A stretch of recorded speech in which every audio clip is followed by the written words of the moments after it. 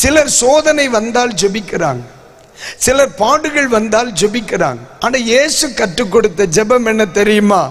சுகமாய் இருக்கும் பொழுது, பலனாக இருக்கும் பொழுது, ஆரோக்கியமாக இருக்கும் பொழுது, ஆண்டவர் நம்மை சிறந்து வாழ வைத்திருக்கும் பொழுதே நாம் ஜெபிக்க வேண்டிய ஒரு காரியம், ஆண்டவரே என்னை சோதனைக்கு உட்பட பண்ணாமல் தீமையினின்று என்னை ரட்சித்துக் கொள்ளும் என்று சொல்லி வேண்ட சொல்லுகிறார்.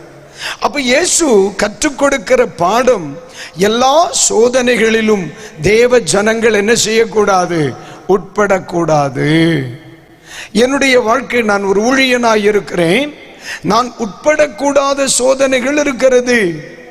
நாம் தேவ ஜனங்கள் இருக்கிறோம், நாம் உட்படக்கூடாத சோதனைகள் இருக்கிறது. அதனால ஜெப ஜீவியம் என்பது தேவைக்கு மட்டுமல்ல, ஜெப ஜீவியம் என்பது நம்முடைய வாழ்க்கையாகவே இருக்கணும்.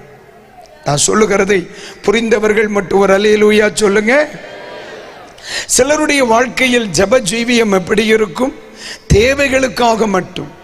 இறை தேடுதல் எப்படி இருக்கும்? தேடுதலுக்காக மட்டும். ஆமென். ஆராதனைகள் எப்படி இருக்கும்? தேவைகளுக்காக மட்டும். ஆனால் ஆண்டவர் இயேசு சொல்லும் பொழுது, நீங்கள் ஜெபிக்க வேண்டிய விதமாவது என்று சொல்லிவிட்டு சொல்லுகிறார், பிள்ளைகளே நீங்கள் சோதனையில் நின்று எங்களை ரட்சித்துக் கொள்வதற்காக, பாடுகளில் இருந்து எங்களை ரட்சித்துக் கொள்வதற்காக, இதான் பைபிள் சொல்லுது, என்னை சோதனைக்குட்பட பண்ணாமல்.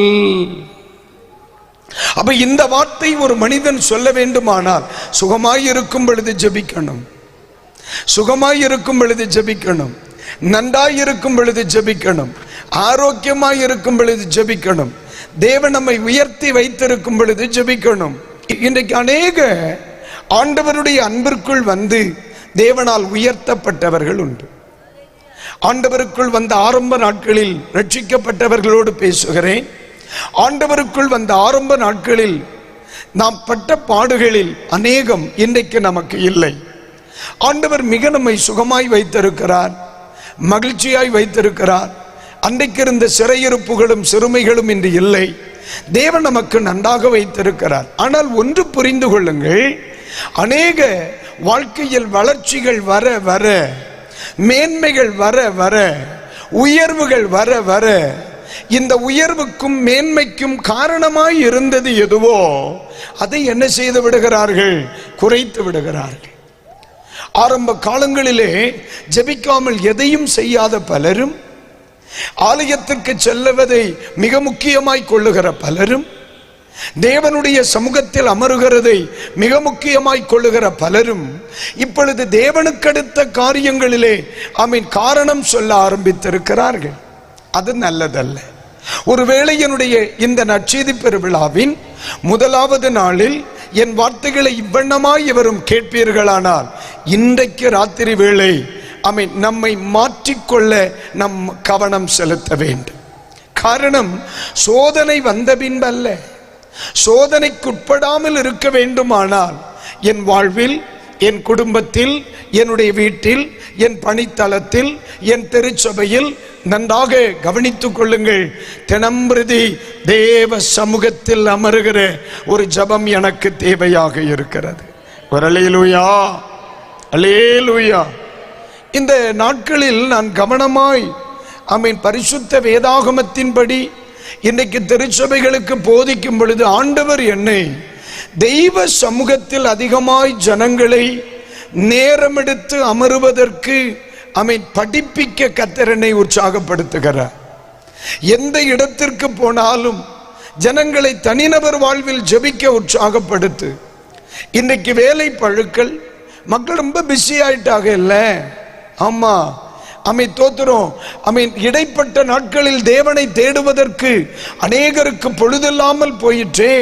இன்றைக்கு ராத்திரி ஆண்டவர் சொல்லுகிறார், சில சோதனைகளில் உட்படாதிருக்கும்படி இந்த நாள் முதல் அல்லது இந்த நாட்களில் இருக்கிறது போல தொடர்ந்து தேவ சமூகத்திலே அமர ஜெபிக்க கர்த்தர் நமக்கு கிருபை தருவாராக. அல்லேலூயா. ஆண்டவர் இயேசு கிறிஸ்து தன்னுடைய ஊழியத்தின் இறுதி நாட்களுக்கு வருகிறார். ஆண்டவர் இயேசு சீசர்களை பார்த்து தன்னுடைய இறுதி நாட்களில் வரப்போகிற பாடுகள், இறுதி நாட்களில் வரப்போகிற அவர் அனுபவிக்க போகிற சிலுவையின் பாடு மரணங்கள் இவைகளுக்கு குறித்து இயேசு பேசும் பொழுது அவர் சொல்லுகிற பாடுகளையோ, அவர் சொல்லுகிற வேதனைகளையோ, அவர் சொல்லுகிற கஷ்டங்களையோ சீசர்களினால் என்ன செய்ய முடியவில்லை, ஏற்றுக்கொள்ள முடியவில்லை. அதனாலதான் பேதுரு சொல்றார், ஆண்டவரே அப்படியெல்லாம் சம்பவிக்க கூடாது என்று சொல்லுகிறார். ஆனால் கடைசி நேரத்திலே சீசர்கள் இயேசு கிறிஸ்துவோடு அவர்கள் எங்கு செல்கிறார்கள்? ஒலிவ மலைக்கு செல்லுகிறார்கள். ஒலிவ மலைக்கு செல்லும் பொழுது இயேசு சீசர்களை ஒரு இடத்தில் அமர வைத்து விட்டு அவர்களை பார்த்து ஒரு வார்த்தை சொல்லுகிறார். 26:41 தோத்திரம் படிக்கும் பொழுது, லூக்கா 22:46 வசனங்களை நாம் படிக்கும் பொழுது சொல்லப்பட்டிருக்கிறது, நீங்கள் சோதனைக்கு உட்படாமல் விழித்திருந்து ஜெபியுங்கள் என்று சொல்லிக் கொடுக்கிறார். நீங்க நல்லா கவனிக்கணும். ஊழியத்தில் இவர்களுக்கு ஆரம்ப நேரங்களில் இயேசு அவர்களுக்கு ஊழியத்தை கற்றுக் கொடுத்த அந்த ஆரம்ப காலங்களில் என்ன சொல்லிக் கொடுத்தார்? ஜெபிக்கும் பொழுது சோதனைக்கு உட்படாதிருக்க ஜெபம் பண்ணணும். இயேசு ஊழியத்தின் ஆரம்பத்தில் என்ன சொல்லிக் கொடுத்தார்? ஜெபிக்கும் பொழுது சோதனைக்கு உட்படாதிருக்க ஜெபிக்க சொல்லிக் கொடுக்கிறார். அதே இயேசு கிறிஸ்து அவர்களை ஊழியத்தின் அடுத்த நிலை, இயேசு இதோ பரமேற போகிறார், இயேசு இந்த பூமியில் வந்த நோக்கம் நிறைவேற போகிறது, தனித்து ஓடுவதற்கான நேரம் வருகிறது சீஷர்கள் வாழ்க்கையிலே. அப்பொழுது இயேசு சொல்லுகிறார், ஐயா சோதனைக்குட்படாதபடிக்கு விழித்திருந்து ஜெபியுங்கள். அப்போ நான் அநேக நேரங்களிலே சில குடும்பங்களில் நடக்கும் சில நிகழ்வுகளை பார்க்கும் பொழுது இந்த இடத்தில் அவர்கள் ஜெபத்தில் கவனம் செலுத்தி இருந்தால் சில குடும்பங்கள் பாதுகாக்கப்பட்டிருக்கலாமோ. கடந்த சில நாட்களுக்கு முன்னே திருச்சபையில் ஒரு குறிப்பிட்ட குடும்பத்தை குறித்து கர்த்தர் என்னோடு பேசின ஒரு வார்த்தை, ஒரு குடும்பத்திலே ஒரு சம்பவம் நடக்க போகிறது, நீ அதிலே கவனமாயிரு என்று கர்த்தர் எனக்கு சொன்னார். நான் ஆண்டவருடைய சமூகத்தில் அமர்ந்து அந்த காரியத்திற்காக நான் ஜெபித்தேன். அப்பொழுது ஆண்டவரை பார்த்து சொன்னேன், ஆண்டவரே இப்பொழுது நான் என்ன செய்யணும்? அப்போ அந்த குடும்பத்தாரை அழைத்து ஆண்டவர் சொன்னார், தோத்திர சொல்ல சொன்னார், வாரத்திற்கு ஒரு நாள் ஒரு குறிப்பிட்ட நேரத்தை அதற்கென்று ஒதுக்கி ஆலயத்தில் வந்து போராடி தேவ சமூகத்தில் ஜெபித்து உன்னுடைய குடும்பத்தை பாதுகாத்துக்கொள் என்று ஆண்டவர் ஆலோசனை சொன்னார். நீங்க நல்லா கவனிக்கணும், ஆண்டவர் இயேசு கிறிஸ்துவ இதைத்தானே எதிர்பார்த்தார்.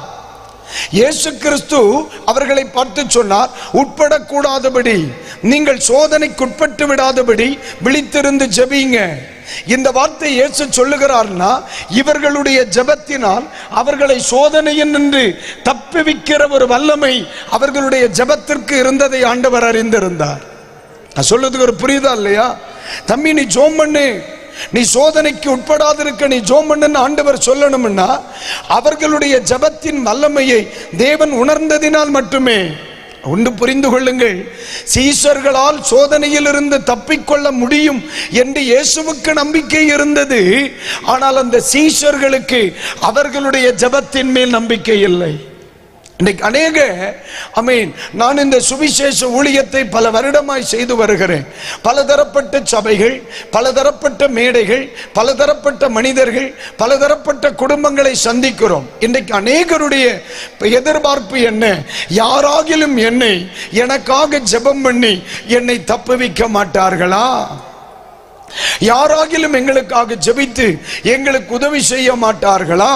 ஒன்று புரிந்து கொள்ளுங்கள், எல்லா பிரச்சனைகளும் மற்றவர்களால் பரிகரிக்க முடியாது. சில பிரச்சனைகளுக்கு நம்முடைய முழங்கால் தான் பரிகாரம். இதை உணர்ந்தவர்கள் ஒரு அல்லேலூயா சொல்லுங்க. அல்லேலூயா. இயேசு ஜெபிக்கிறவர் தானே. இயேசுவுக்கு தன்னுடைய ஜெபத்தினால் இவர்களை பாதுகாக்க முடியாதா? இயேசு கிறிஸ்துவின் ஜெபத்தினால் சீசர்களை பாதுகாக்க முடியாதா? நீங்க தூங்கக்கப்பா, நான் கண் விழித்து உங்களுக்காக போராடுகிறேன் என்றவர் சொல்லி இருக்கலாமே. சில பிரச்சனைகளில் உட்படாதிருக்க வேண்டுமானால் அவன் முழங்கால் படியிட பழகணும். அல்லேலூயா சொல்லுங்க. இன்னைக்கு நாங்கள் அதை தாராளமாய் உணர்கிறோம். வேதத்தில் ஒரு வசனம் இருக்கிறது, யாக்கோபு நிருபத்தில், தோத்தர் உங்களில் ஒருவன் துன்பப்பட்டால் என்ன செய்ய கடவன்? ஜெபம் பண்ண கடவன். யாரு? துன்பப்படுகிறவன். எவனொருவன் பிரச்சனையை சந்திக்கிறானோ, எவனொருவன் மாற்றத்தை உணர்கிறானோ, எவனொருவன் தேவனிடத்திலிருந்து விடுதலை எதிர்பார்க்கிறானோ அவனுக்கு பைபிள் சொல்லுகிறது அவன் ஜெபிக்கிறவனாக இருக்க வேண்டும். வியாதிப்பட்டால் சபையின் மூப்பர்களை அழைத்து ஜெபம் பண்ணுங்க. ஆனா துன்பப்படுகிறவன், எவன் துன்பப்படுகிறானோ அவனை ஜெபிக்க உருவாக்கு. ஆமென் சொல்றீங்களா? அப்ப நல்லா கவனிக்கணும்.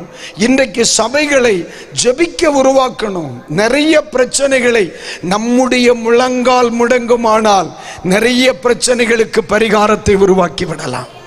கைகளை உயர்த்தி ஒரு அல்லேலூயா, ஒரு அல்லேலூயா சொல்லுங்க. அல்லேலூயா. வசதிகள் வாய்ப்புகள் வரும் பொழுது வேலைகளிலே ஆமென் பொழுதற்ற ஒரு நிலை, நேரமில்லை pastor, I am so busy, இப்பொழுது ஆராதனைக்கு செல்வதற்கு கூட எனக்கு நேரமில்லை, ஜெபம் செய்வதற்கு எனக்கு நேரமில்லை, ஆண்டவரை தேடுவதற்கு எனக்கு நேரமில்லை, ஞாயிறு வெள்ளிக்கு செல்ல எனக்கு நேரமில்லை, ஊழியத்தில் என்னை இணைத்துக் கொள்வதற்கு எனக்கு நேரமில்லை என்கிற எவரேனும் சொல்லுவார்களானால் எங்கேயோ ஒரு இடத்தில் தவறு ஆரம்பித்து விட்டது. இனி அது நல்லதல்ல. பைபிள் சொல்லுகிறது சில சோதனைகளுக்கு உட்படக்கூடாது. அதை உட்படாதிருக்க வேண்டுமானால் ஒவ்வொரு தேவ பிள்ளைகளுடைய முழங்காலும் முடங்குகிறதா இருக்க வேண்டும். கைகளை உயர்த்தி ஒரு அல்லேலூயா.